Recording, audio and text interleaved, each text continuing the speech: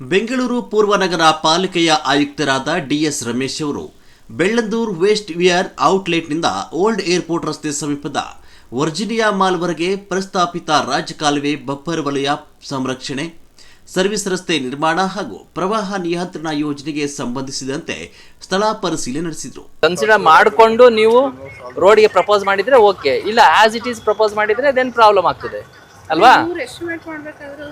ಅದು ನೋಡ್ಕೊಂಡು ಆ ಲೆವೆಲಿಂಗ್ ನೋಡಿಕೊಂಡು ಆ ಲೆವೆಲಿಂಗಿಗೆ DPR ಮಾಡ್ಕೋಬೇಕಿತ್ತು. ಹೇಗಾಗಿದೆ ಇದು?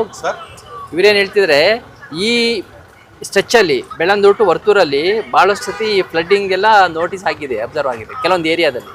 ಆ ಏರಿಯಾದಲ್ಲಿ ನೀವು ಲೆವೆಲಿಂಗ್ ನೋಡಿಕೊಂಡು ಅಕಾರ್ಡಿಂಗ್ ಟು ದಟ್ ಲೆವೆಲಿಂಗ್ಗೆ DPR ತಗೋಬೇಕಲ್ವಾ, ಮಾಡಬೇಕು. ಅದು ಮಾಡಿದ್ದೀರಾ ಇಲ್ಲ as it is just A buffer road? ಇಲ್ಲ, ಹೈ ಫ್ಲಡ್ ಲೆವೆಲ್ ನೋಡ್ಕೊಂಡು ಮಾಡಿರ್ತದೆ. ಚೆಕ್ ಮಾಡಮ್ಮ ಇನ್ನೊಂದ್ಸರಿ high flood level, minimum speed level ನೋಡಿ. ಯೋಜನೆಯ ತಾಂತ್ರಿಕ ಅಂಶಗಳು, ಭೂ ಸ್ವಾಧೀನ ಪ್ರಕ್ರಿಯೆ ಹಾಗೂ ಮೂಲಸೌಕರ್ಯ ಅಭಿವೃದ್ಧಿ ಕಾಮಗಾರಿಗಳ ಕುರಿತು ಅಧಿಕಾರಿಗಳೊಂದಿಗೆ ಸಮಾಲೋಚನೆ ನಡೆಸಿ ಅಗತ್ಯ ನಿರ್ದೇಶನಗಳನ್ನು ನೀಡಿದರು. ಆಯುಕ್ತರು ಭೇಟಿ ನೀಡಲಾದ ಪ್ರಮುಖ ಪ್ರದೇಶಗಳಲ್ಲಿನ ರಾಜಕಾಲುವೆಯ ಮೂಲ, ಗಡಿ, ಬಫರ್ ವಲಯ, ಭೂ ಸ್ವಾಧೀನಕ್ಕೆ ಒಳಪಡುವ ಪ್ರದೇಶಗಳು, ಸರ್ವಿಸ್ ರಸ್ತೆ ನಿರ್ಮಾಣದ ಸಾಧ್ಯತೆ ಹಾಗೂ ಪ್ರವಾಹ ನಿಯಂತ್ರಣಕ್ಕೆ ಸಂಬಂಧಿಸಿದ ತಾಂತ್ರಿಕ ಅಂಶಗಳ ಕುರಿತು ಕೂಲಂಕುಷವಾಗಿ ಪರಿಶೀಲಿಸಿ ವರದಿ ಸಿದ್ಧಪಡಿಸುವಂತೆ ಅಧಿಕಾರಿಗಳಿಗೆ ಸೂಚನೆಯನ್ನು ನೀಡಿದರು. ಕಾಂಪೌಂಡ್ ಕಟ್ಟಿದಾರಲ್ವಾ, ಅದೆಲ್ಲ ದೂರನೇ ಇದೆ. ಇಲ್ಲಿ ಸುಮ್ಮನೆ ಗ್ರಿಲ್ ಫೆನ್ಸ್ ಇರಲ್ಲ, ಚೈನಿಂಗ್ ಎಲ್ಲ ಫೆನ್ಸ್ ನೋಡ್ರೆ ಕ್ಲಿಯರ್ ಮಾಡ್ಕೊಬೋದು, ಪ್ರೂವ್ ಮಾಡ್ಬೋದು, ಲಿಂಕ್ ಮಾಡ್ಬೋದು. 200 ಮೀಟರ್ ನೋಟಿಸ್ ಆದ್ಮೇಲೆ ಬಿಡ್ತೀನಿ ಅಂತ ಅವರೇ ಹೇಳಿದ್ದಾರೆ ಸರ್.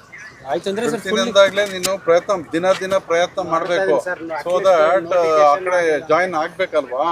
ನಮ್ ಕೆಲಸ ಏನೋ ಒಂದು ಅವ್ರಿಗೆ ಯಾರಿಗೋ ಮಾಡ್ಕೊಟ್ರು, ಇವ್ರು ಬಿಟ್ಕೊಟ್ರು, ಆ ರೀತಿ ಬರಬಾರ್ದು. ಸ್ವಲ್ಪ ಜಾಸ್ತಿನೇ ಮಾಡಿದೀವಿ. ಇವಾಗ ಸರ್ ಹೇಳಿದ್ ಮಾತ್ರ ವೆರಿ ಇಂಪಾರ್ಟೆಂಟ್.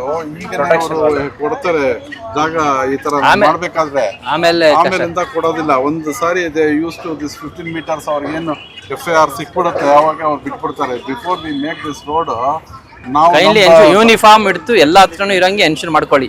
ಅದಂತೂ ಮಸ್ಟ್. ಒಂದು ಏನಾರ ಗೈಡ್ಲೈನ್ ಸ್ಟಡಿ ಮಾಡ್ಕೊಂಡು